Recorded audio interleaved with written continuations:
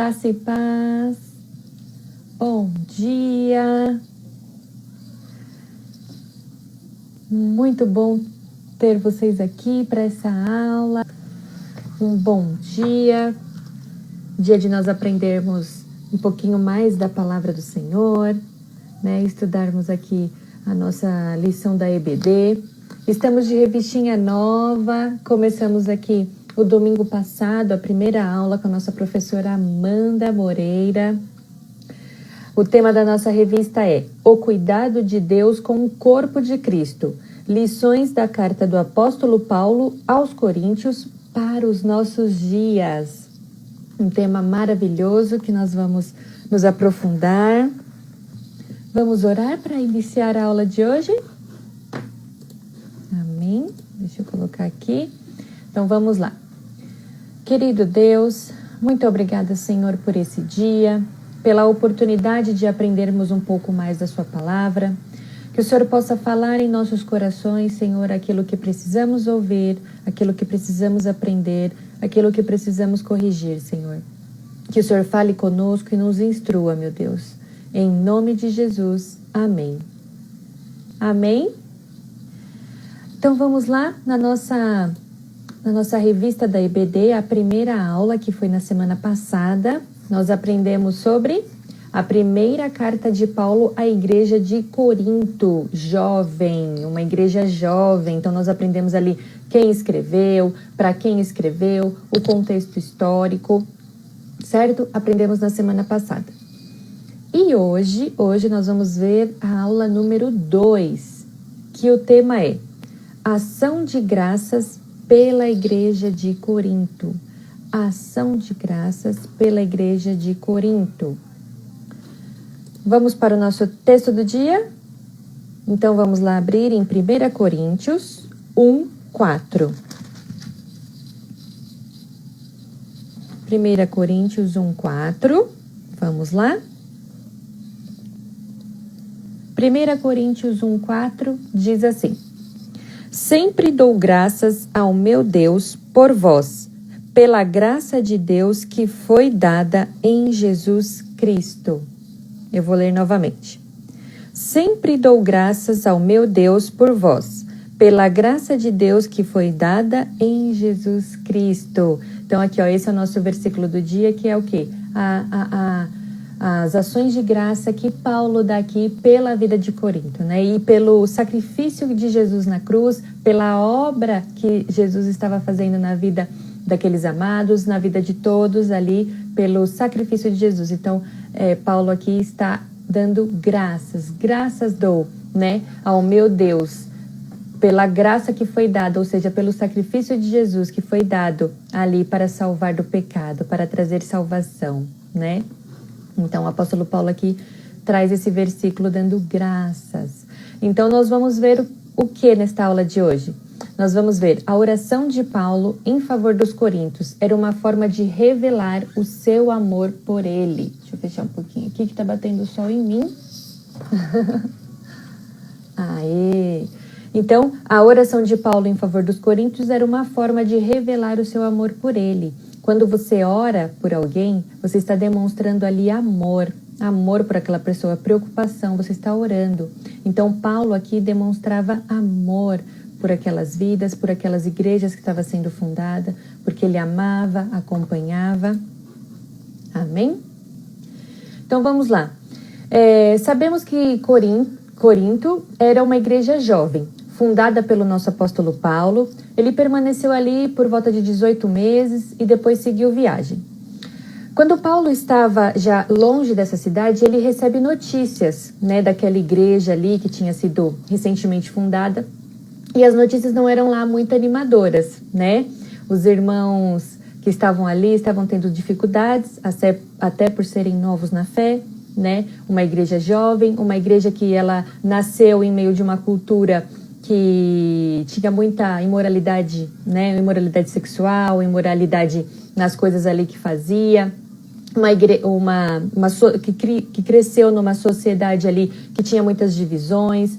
animosidades, que tinha muitas brigas. Então, os crentes daquela igreja ali, que nasceu no meio daquela cultura, não estavam maduros ainda. Então, ou seja, ainda estava tendo muita discórdia, muita briga entre eles, né? Eles não estavam ainda completamente livres daquela cultura. Então, Paulo toma conhecimento de todas aquelas dificuldades que aqueles irmãos estavam ali passando, né, para se aprimorar ali na palavra de Deus, para lançar fora os pecados, realmente para ter uma vida santa. E aí ele decide escrever, né, ele decide escrever para essa igreja aí para tratar de diversos assuntos. Só que antes de iniciar a carta, na verdade, ao iniciar a carta, e antes de já passar para as correções, de já brigar com aquele povo, ele começa com muita sabedoria, ele começa com muito amor, né? Ele começa tratando os pontos positivos daquele povo, daquela igreja, né? Antes de entrar nas repreensões. Então esse é um exemplo aí de Paulo para nós, de como tratar com assuntos difíceis, né? Quando a gente vai tratar com assuntos difíceis, a gente não precisa chegar só na cajadada direto, né? Paulo aí, ele traz primeiramente o amor, a ação de graças, né? Ali exaltando os melhores pontos ali da igreja, que nós vamos ver, para depois entrar nos assuntos que realmente eram muito preocupantes. E aí nós vamos ver com o início desta aula. Amém? Estão todos comigo? Deixa um joinha aí, estão todos comigo? Todos abrindo lá em 1 Coríntios, vocês já devem ter aberto, quem não abriu, quem entrou agora pode abrir, por favor. A gente vai começar lá em 1 Coríntios 1, vamos todos abrir 1 Coríntios 1, quem não abriu ainda, para nós iniciarmos aí no primeiro versículo, como Paulo inicia a carta. Como Paulo inicia a carta? Então, Paulo iniciando a carta, a primeira coisa que ele faz é justificar o seu chamado. Ele justifica o seu chamado. Vamos ler em 1 Coríntios 1:1? Vamos ler em 1 Coríntios 1:1? E diz assim, eu estou lendo na versão NVI. Paulo, chamado para ser apóstolo de Cristo Jesus, pela vontade de Deus, e o irmão Sóstenes.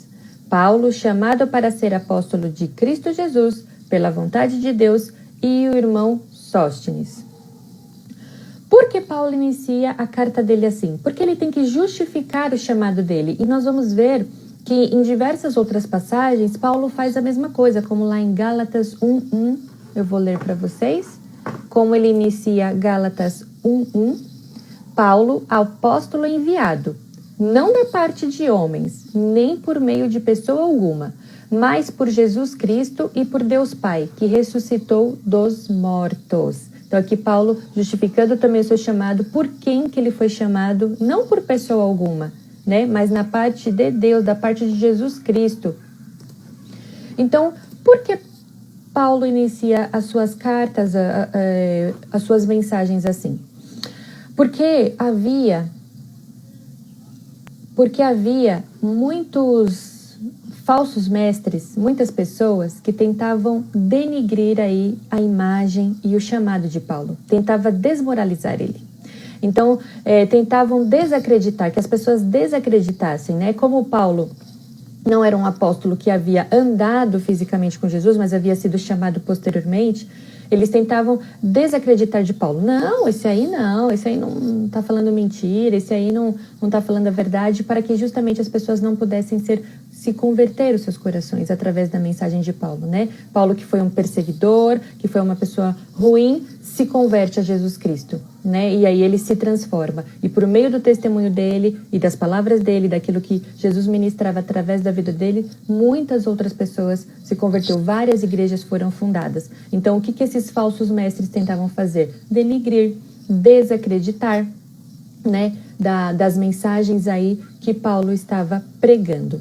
Então, por isso, a maioria das introduções das cartas, das mensagens de Paulo, você vai ver ele justificando o seu chamado, ele trazendo ali a memória de quem o chamou, o que ele estava fazendo ali e para que ele foi chamado. E aí fica essa lição para nós, né? Nós temos convicção do nosso chamado?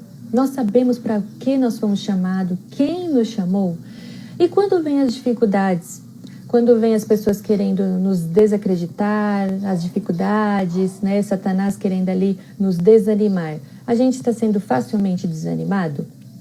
Porque a convicção do chamado, ela é primordial, né, para a vida cristã, para o exercício do seu ministério. Se você tem convicção do seu chamado, não, eu fui chamada aqui para ser uma professora da IBD, eu fui chamada para ministrar o louvor, eu fui chamado para ministrar as crianças, eu fui chamado como um pregador do evangelho, e o seu primeiro chamado, né, que é ide e pregar o evangelho a toda criatura. Você foi chamado, você tem certeza desse seu chamado, do seu ministério? Então, busque essa convicção em Jesus, para que você não possa ser facilmente desanimado, né? Que as dificuldades aí não possam brecar o seu chamado, não possa aí brecar aquilo que Deus quer fazer na sua vida, né? Então, Paulo tinha essa certeza e Paulo lhe trazia a memória, né? No início das suas cartas aí, quem havia chamado ele, Jesus Cristo, e o que ele era um apóstolo de Cristo, né? Então, que possamos ter essa verdade aí nas nossas vidas também e não deixar as dificuldades nos parar, nos desanimar. Amém? E ele também traz aqui, logo no primeiro versículo, que ele não estava sozinho, né? Quem respondeu aí o quiz aí do Instagram dos Teens, perguntamos quem estava com o apóstolo Paulo em 1 Coríntios 1:1. E aí vocês responderam, e responderam correto, que foi o irmão Sóstenes, o irmão Sóstenes, né? Irmão Sóstenes. Quem era esse Sóstenes, né? Ele era o chefe da sinagoga de Corinto, que se converteu ao cristianismo e acompanhou Paulo aí nessa viagem que ele estava fazendo. Sóstenes, isso aí! E acompanhou aí Paulo. E ele, inclusive, lá em Atos 18:17, conta a passagem que ele foi espancado pelos judeus diante do tribunal por ter defendido Paulo. Então, por ter defendido Paulo, ele foi até espancado, né? Então, assim, a importância... teve gente que errou. Então, aí, a importância da amizade, né? A importância da amizade. Sóstenes aqui provou ser um grande amigo, um grande companheiro, né? Então, que nós possamos cultivar boas amizades, né? Nós precisamos de boas amizades para o nosso caminhar, para ir para o nosso ministério, né? Os teens participaram agora nas semanas que passou do projeto falando sobre projetos, né? Projetos de vida, né? Como fazer projetos, como exercer aí projetos, escolher projetos. E uma das passagens aí era ter bons conselheiros e bons amizades, né? Boas amizades ali. Pessoas que estão segundo a palavra de Deus e que possam aí nos acompanhar, que possa aí nos dar bons conselhos. Sóstenes aqui estava com Paulo, ele não estava sozinho. E aí Paulo deixa registrado aqui nessa carta de Corinto que ele não estava sozinho. Então, cultivar boas amizades. Vamos lá? Vamos agora para 1 Coríntios 1:2. Vamos lá, vamos continuar aqui a carta. Então, nós vimos aqui a introdução, né? Paulo deixando claro aí o seu chamado. E agora vamos para 1 Coríntios 1:2. E diz assim: a igreja de Deus que está em Corinto, aos santificados em Cristo Jesus e chamados para serem santos, juntamente com todos o que, em toda parte, invocam o nome de Jesus Cristo, Senhor deles e nosso. Então, Paulo, ele conhecia muito bem, né, aquelas pessoas daquela igreja, até por ser igrejas que ele estava fundando, né? Então, Corinto eram as pessoas que ele conhecia muito bem. E essa é uma das características de Paulo, né? Quando ele escreve a carta, ele escreve... as cartas, elas servem para todas as igrejas, mas quando ele escreve especialmente para uma igreja, ele trata ali de modo especial, né? Então, ele começa ali primeiro com seu carinho pastoral, demonstrando o seu amor, a sua preocupação, né?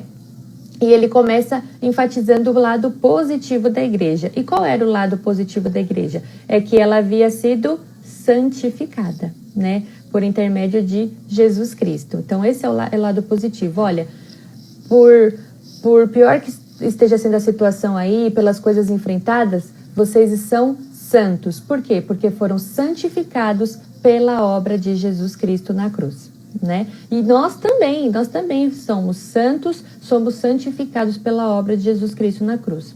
E o que quer dizer santo? Respondam aí para mim, quem sabe o que quer dizer santo? Era uma boa questão pro quiz, né? Lá do Instagram dos Teens. O que quer dizer a palavra santo?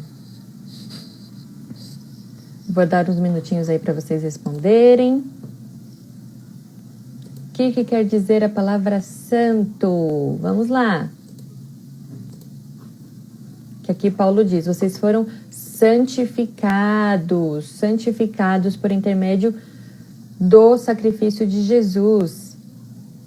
Santo, separado, muito bem, separado, puro, né? Ali separado para Deus, santo. E como que nós passamos por esse processo de santificação? Como que nós possamos passar por esse processo de santificação? Primeiro, aceitando o sacrifício de Jesus na cruz, né? O sacrifício de Jesus na cruz, ele nos santifica, ele nos separa, né? Nos separa do quê? Do pecado. Nos separa do pecado, da impureza. Para quê? Para Deus. Nós somos separados para Deus agora, né? Então, Paulo traz aqui no começo dessa carta que a igreja é santa, a igreja é separada porque foi esse o sacrifício de Jesus na cruz.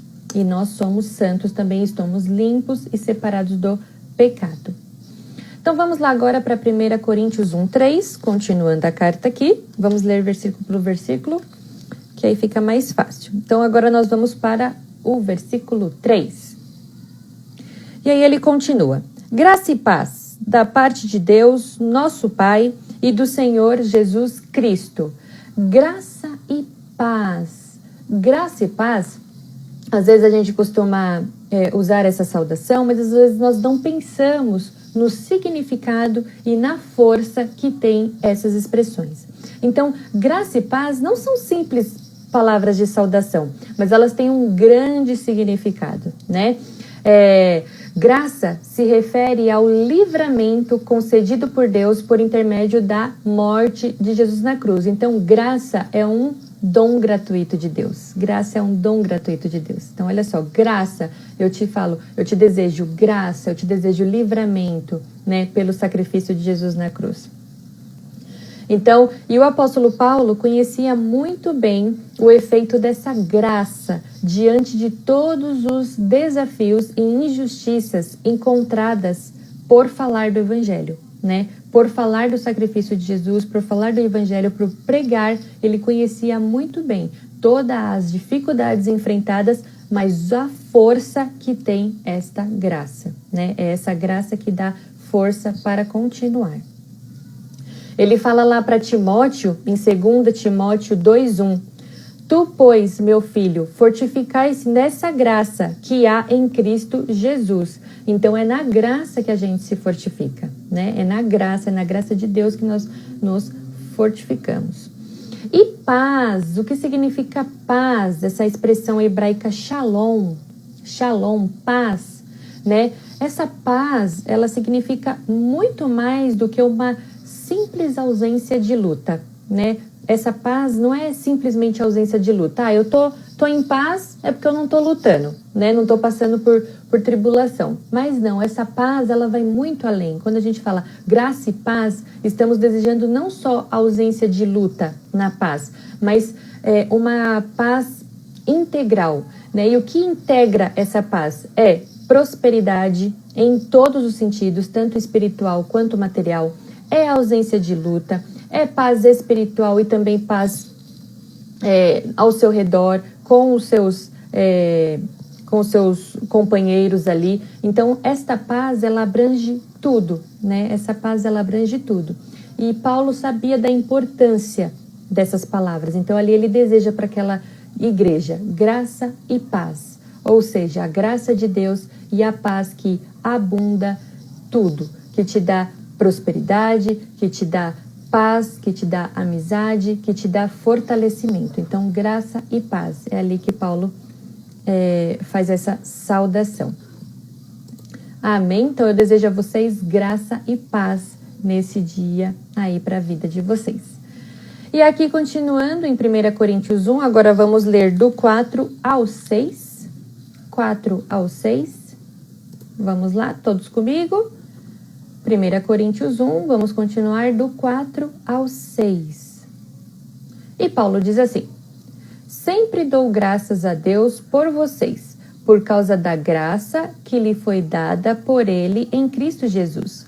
Pois nele vocês foram enriquecidos em tudo, em toda palavra e em todo conhecimento, porque o testemunho de Cristo foi confirmado entre vocês. Então aqui Paulo diz que, ele diz, vocês foram enriquecidos em tudo vocês são ricos, em tudo. Aquela cidade era uma cidade rica monetariamente, né? Tinha portos ali, era uma cidade bem desenvolvida, mas aqueles cristãos precisavam muito mais do que enriquecimento monetário, muito mais do que dinheiro. Eles tinham que ser enriquecidos na palavra de Deus, tinham que ter maturidade para crescer em fé, maturidade para dizer não ao pecado, maturidade para distinguir o que é certo do que é errado, né? E maturidade espiritual para continuar firme até o fim, né? E qual que é o fim? O fim é o arrebatamento, o fim é quando Deus chama ali, tem um encontro, a segunda volta de Cristo.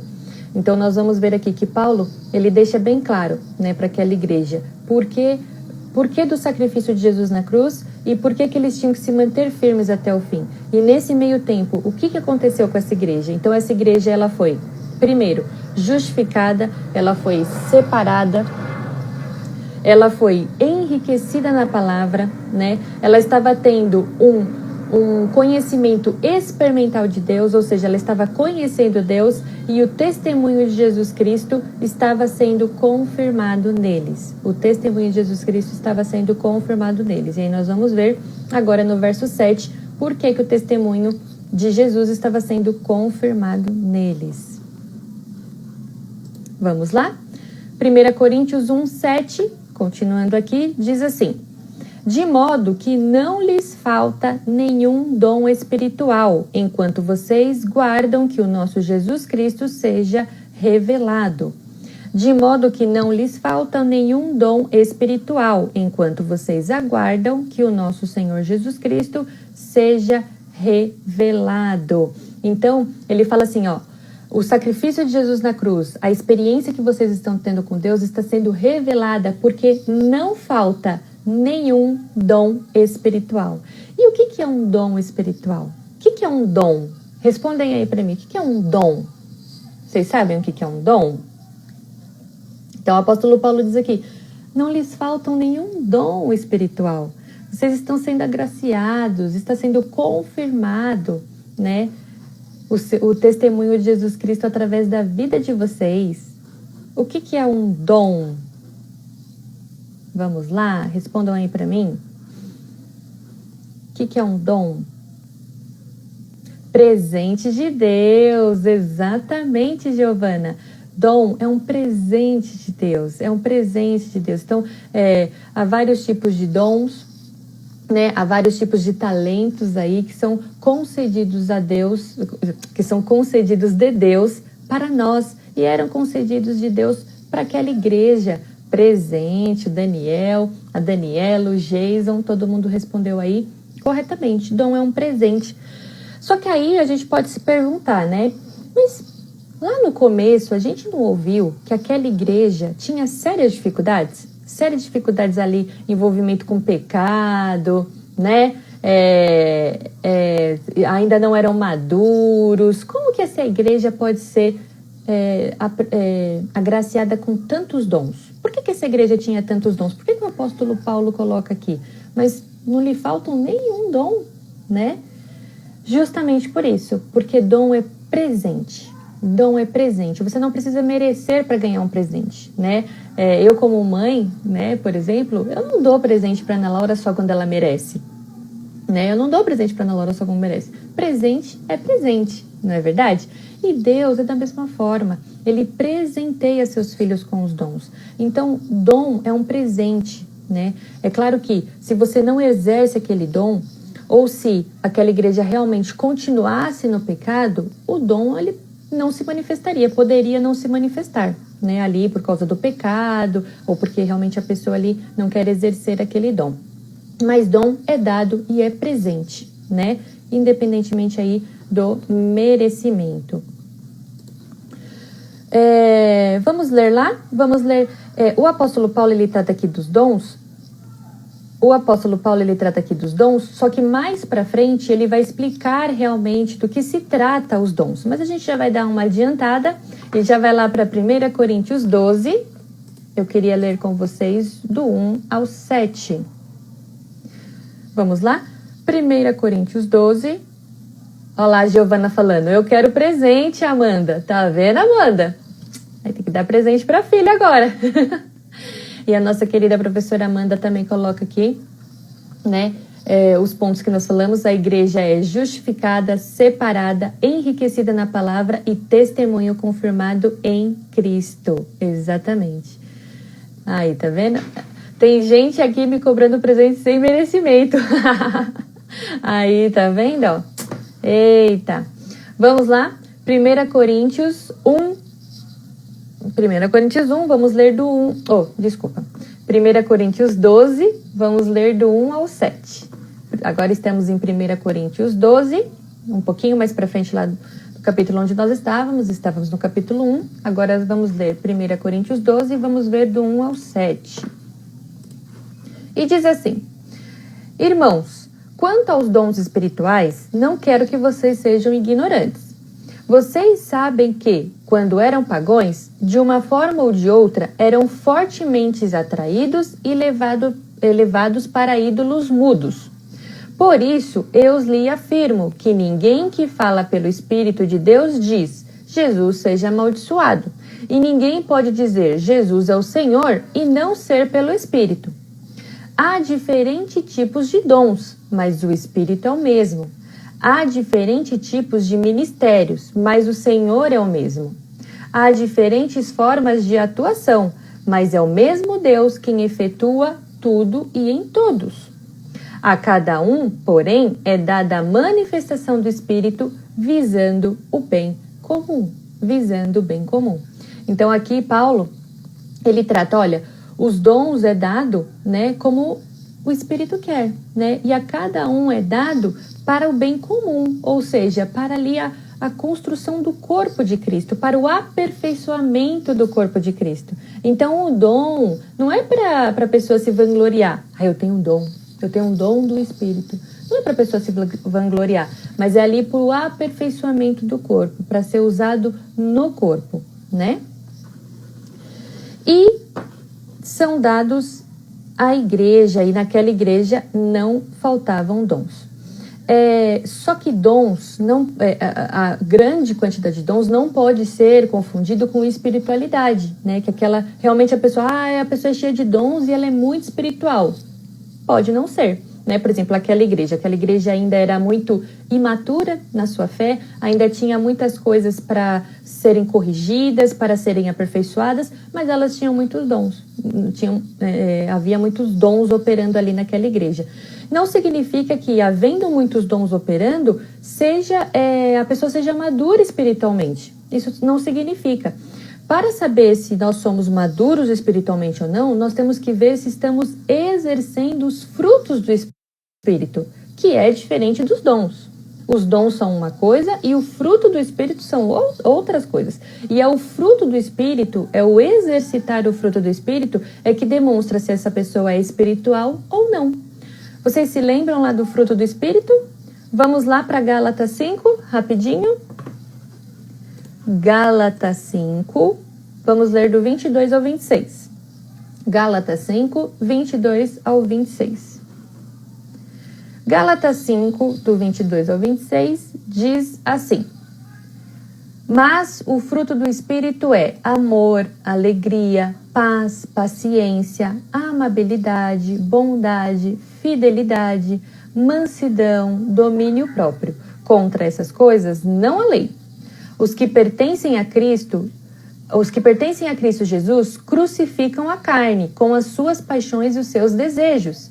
Se vivermos pelo Espírito, andamos também pelo Espírito. Não sejamos presunçosos, provocando uns aos outros e tendo inveja um dos outros. Então, isso é uma pessoa espiritual, né? É aquela que anda no Espírito, é aquela que exerce na sua vida o crescimento espiritual, né? Então, aquela pessoa que exercita a paz, aquela pessoa que exercita o amor, a paciência, a amabilidade, a bondade, a fidelidade, a mansidão, o domínio próprio, aquela pessoa que não inveja, que não traz contenda com seu irmão. Essa é uma pessoa espiritual, né? E não necessariamente aquela que exerce muitos dons no corpo de Cristo.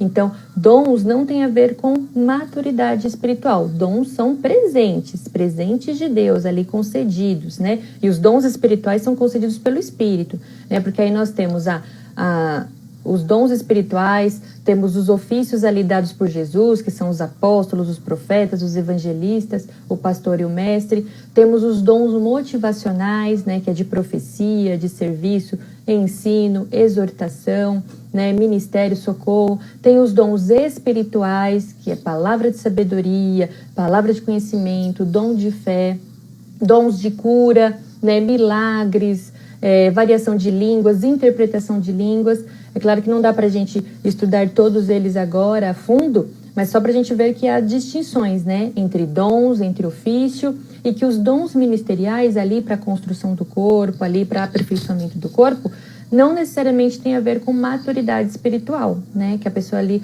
nossa, aquela pessoa é muito espiritual. Não necessariamente. A gente vai saber na nossa vida se estamos andando, se somos pessoas espirituais ou não, se estivermos exercendo aqui, ó, o fruto do Espírito, né? Que possamos exercitar o fruto do Espírito e andar no Espírito. Amém? Então vamos continuar aqui? Aí, ó, o Jason colocou uma dica bem legal, ó. Faz o IFC que aprende tudo isso. Exatamente. O IFC temos módulos específicos, né? Para os dons espirituais, para os motivacionais, né? Então aí, ó, o IFC, a nossa professora Amanda Rosa colocou assim: os dons espirituais são importantes para a igreja, mas a nossa transformação em Jesus Cristo é evidenciada pelo fruto do Espírito. Exatamente, exatamente. A nossa transformação, ela é evidenciada pelo fruto do Espírito. Então, que nós possamos exercer o fruto do Espírito nas nossas vidas. Amém? Vamos continuar aqui. Olá, pessoal, os adultos estão estudando dons espirituais. Vale a pena assistir as aulas gravadas no YouTube. Exatamente, olha só. Vamos assistir depois as aulas aí dos adultos no YouTube. Fica disponibilizada lá, nós podemos ver. E eles estão estudando dons espirituais. Olha que lindo.